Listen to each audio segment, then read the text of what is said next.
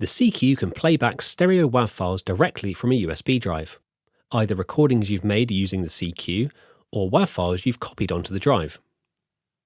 Before using the drive for playback, it must be formatted in the CQ. Connect your drive, go to Home, System, and then select the USB SD tab and press Format in the USB section.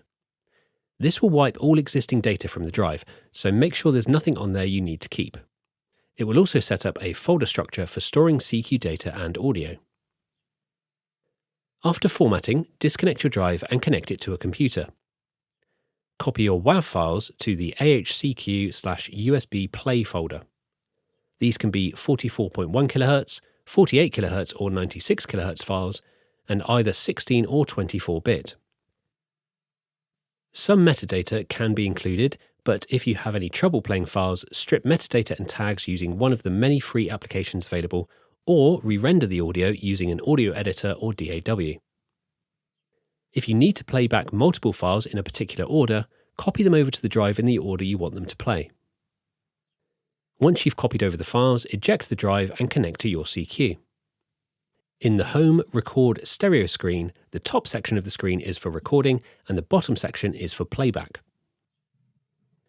Touch the Select Track box, then select a track from the recordings you've made or the playback folder if you've copied files to the drive from a computer. You can then select the playback mode and use the controls to begin playback. Elapsed and remaining time is shown, and you can touch and drag on the progress bar at the bottom to skip through a track. The buffer usage meter indicates how well the drive is performing. If you see it hit the red or any errors are counted, you should use a better or faster USB drive.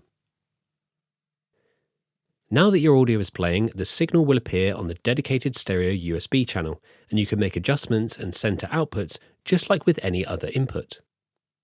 One last thing to note is that the playback from a USB drive will automatically take over the USB input. So when stereo playback is inactive, the USB signal comes from USB-B, but as soon as playback is started, the signal will instead come from the connected drive.